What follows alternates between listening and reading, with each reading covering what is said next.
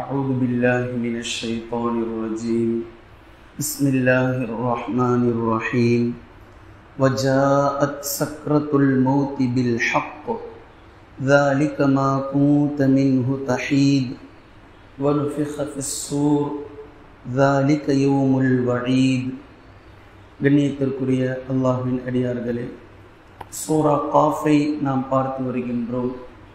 அதில் 15 வசனங்கள் வரை அல்லாஹு தஆலா மனிதர்களுக்கு எச்சரிக்கை செய்ததும், எந்த விஷயத்தில் அல்லாஹ்வின் தூதர் ஸல்லல்லாஹு அலைஹி வஸல்லம் அவர்களையும் மறுமை நாளையும் ஆச்சரியப்பட்டு ஆட்சேபனை தெரிவித்து அவர்கள் மறுத்தார்களோ அதற்கு மறுப்புரையாக 2 அடிப்படையில் அல்லாஹு தஆலா பதிலை கூறினான்.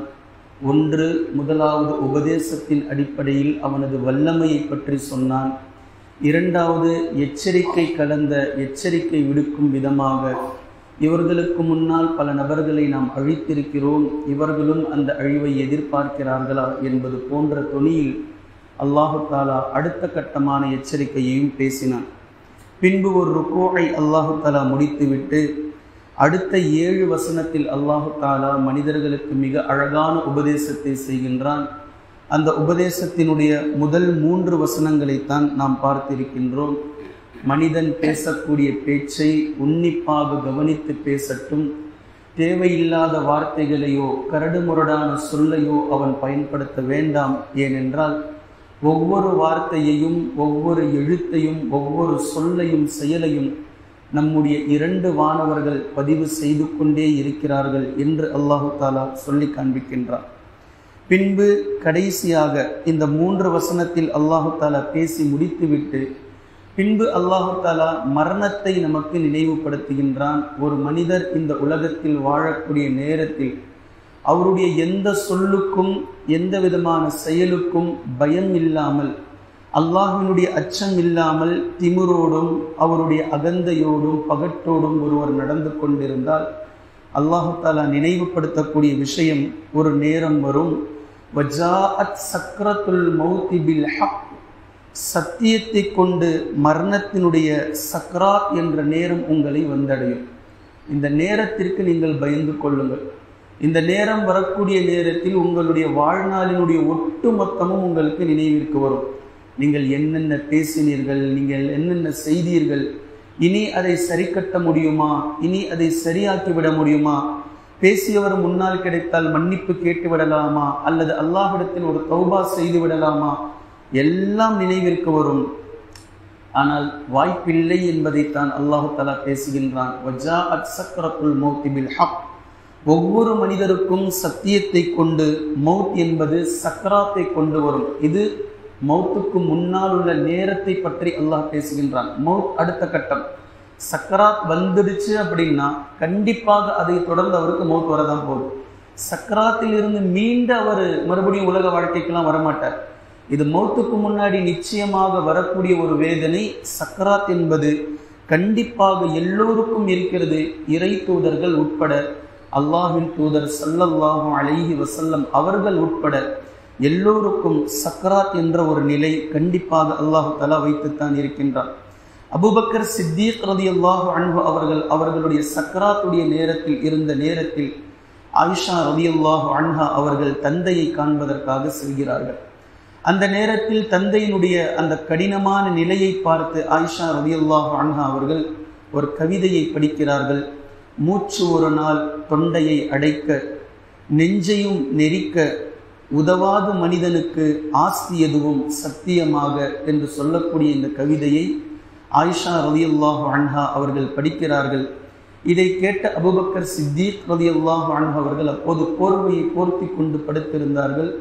தங்களுடைய முகத்தை போர்வையிலிருந்து வெளிப்படுத்தி போர்வையை விலக்கிவிட்டு சொன்னார்கள், அருமை மகளே, ஏன் நீ இவ்வாறு கவிதை படிக்கிறாய்? அல்லாஹு தஆலா குர்ஆனில் சொல்லக்கூடிய வசனத்தை ஓத வேண்டியது தானே. அது எது? இந்த சூரா காஃபினுடைய 19வது வசனத்தை ஓதி காட்டினார்கள் அபூபக்கர் சித்தீக் ரலியல்லாஹு அன்ஹு அவர்கள். வஜாஅத் சக்ரத்துல் மௌத்தி பில் ஹக் ذلك ما كنت منه تحيد, நிச்சயமாக சத்தியத்தை கொண்டு மரணத்துடைய சக்ராத் அவர்களை வந்தடையக்கூடிய நேரத்தில் வந்தடையும்.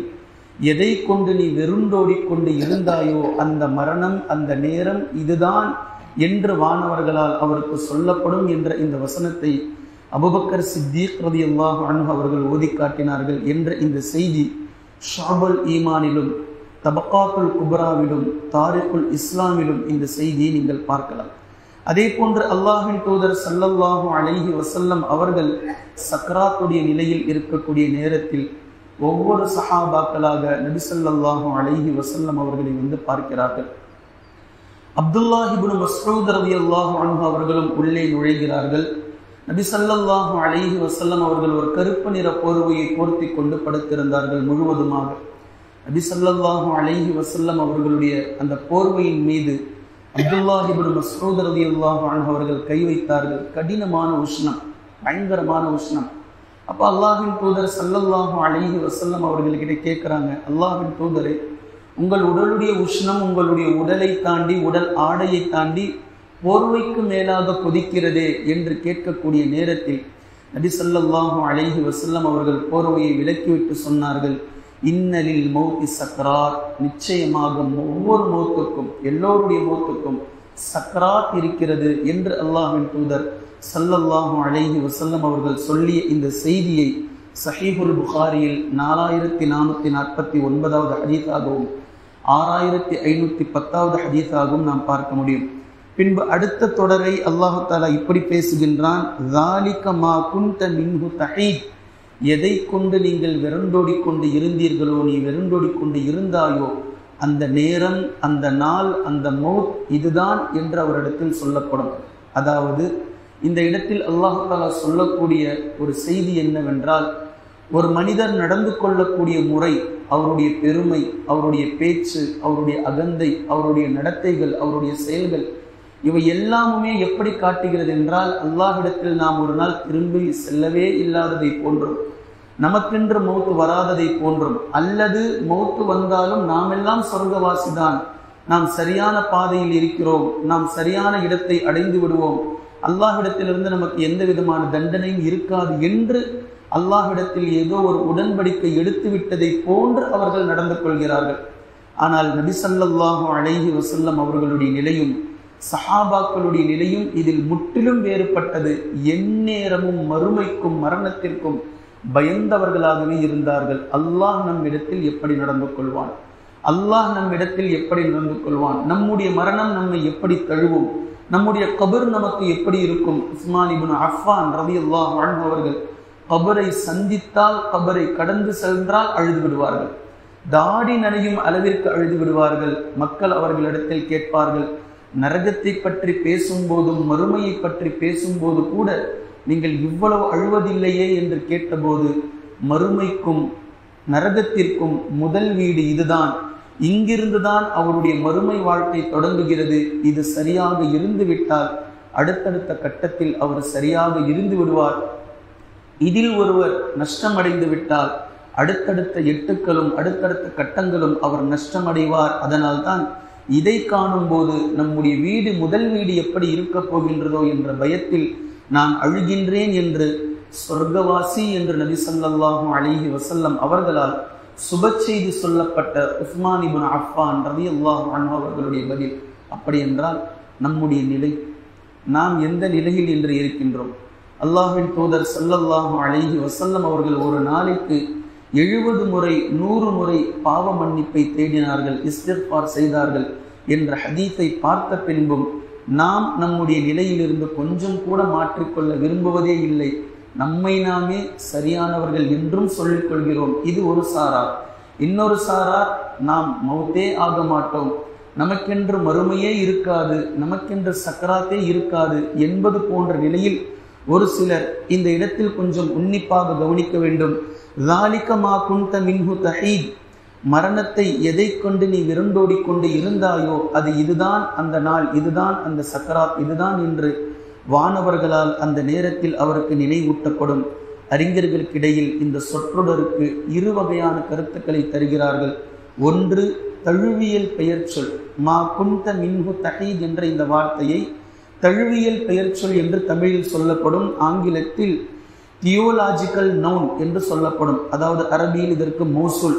இந்த அடிப்படையில் நீ எதிலிருந்து வெருண்டோடிக்கொண்டு இருந்தாயோ, மௌத் இங்க வராது, அங்க வராது, இப்போ வராது, அதுக்கு இன்னும் டைம் இருக்கு, நமக்கெல்லாம் இன்னும் காலம் இருக்கு என்று சொல்லி உங்களுடைய வயதை நீங்களாகவே முடிவெடுத்து கொண்டு எதற்காக நீங்கள் ஓடிக்கொண்டு இருந்தீர்களோ அது இப்போது உங்களுடைய வீட்டு முற்றத்தில் இருக்கிறது, உங்கள் வீட்டு மொட்டை மாடியில் இருக்கிறது, உங்கள் வீட்டு கட்டிலுக்கு வந்துவிட்டது, உங்கள் படுக்கை அறைக்கு வந்துவிட்டது, உங்கள் மடியில் இருக்கிறது என்ற பொருளில் நீங்கள் எதை கண்டு வெருண்டோடினீர்களோ அது உங்கள் அருகாமையில் உங்கள் மீதே வந்துவிட்டது என்ற பொருளை இந்த அடிப்படையில் கொண்டு வரும்.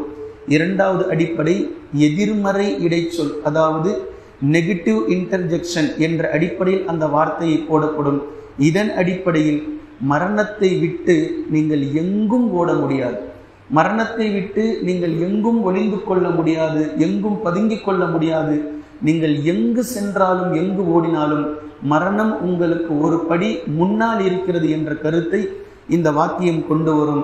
இந்த வாக்கியத்தை பார்க்கக்கூடிய நேரத்தில் அடுத்த தொடரிலேயே அல்லாஹு தஆலா பேசுகின்றான், நான் திரும்பவும் சொல்றேன், மரணம் அவரவர்களுடைய மறுமை, ஒட்டுமொத்த நபர்களுடைய மறுமை ஒட்டுமொத்த நபர்களுடைய மரணத்தை போன்றது. இப்ப அல்லாஹு தஆலா மரணத்தை தொடர்ந்து அடுத்த வசனத்தில் 20வது வசனத்தில் பேசுகின்றான், எப்போது சூர் ஊதப்படுமோ அதுதான் உங்களுக்கு எச்சரிக்கப்பட்ட நாள் என்று அல்லாஹு தஆலா பேசக்கூடிய இந்த வசனத்தை நபி ஸல்லல்லாஹு அலைஹி வஸல்லம் அவர்கள் கவலையோடு ஒரு முறை இருந்தார்கள். சஹாபாக்கள் கூடி இருக்கிறார்கள் அல்லாஹ்வின் தூதர் ஸல்லல்லாஹு அலைஹி வஸல்லம் அவர்களே. சஹாபாக்கள் கேள்வி கேட்கவில்லை, ஆனால் நபி ஸல்லல்லாஹு அலைஹி வஸல்லம் அவர்கள் ஏன் கவலையோடு, இவ்வளவு கவலையோடு இருக்கிறார்கள் என்று கேள்வி கேட்பதை போன்று சஹாபாக்களுடைய உள்ளம் துடிக்கிறது. அல்லாஹ்வின் தூதர் ஸல்லல்லாஹு அலைஹி வஸல்லம் அவர்களாகவே சொல்கிறார்கள், நான் எப்படி இன்பமாய் இருக்க முடியும்? நபி அவர்கள் பேசுறாங்க, நான் எப்படி இன்பமாய் இருக்க முடியும்? மகாமம் மஹ்மூதா என்று சொல்லக்கூடிய ஜன்னத்துல் ஃபிர்தௌஸிலேயே உயர்ந்த சொர்க்கம் வாக்களிக்கப்பட்டவர்கள் அல்லாஹ்வின் தூதர் ஸல்லல்லாஹு அலைஹி வஸல்லம் அவர்கள். ஆனால் மறுமையை கண்டு உலகத்தில் பயப்படாத நாள் இல்லை. நான் எப்படி இன்பமாய் இருக்க முடியும்? மறுமை நாளை கண்டு நான் அஞ்சுகின்றேன்.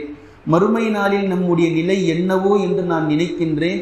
இஸ்ராஃபீல் அலைஹிஸ்ஸலாம் அவர்கள் எப்போது சூர் ஊதுவாரோ என நினைக்கும் போது அந்த நாளை கண்டு நான் வியக்கிறேன் என்று அல்லாஹ்வின் தூதர் ஸல்லல்லாஹு அலைஹி வஸல்லம் அவர்கள் சொல்லி முடித்தவுடன் சஹாபாக்களுக்கு என்ன பதில் சொல்வதென்று தெரியல.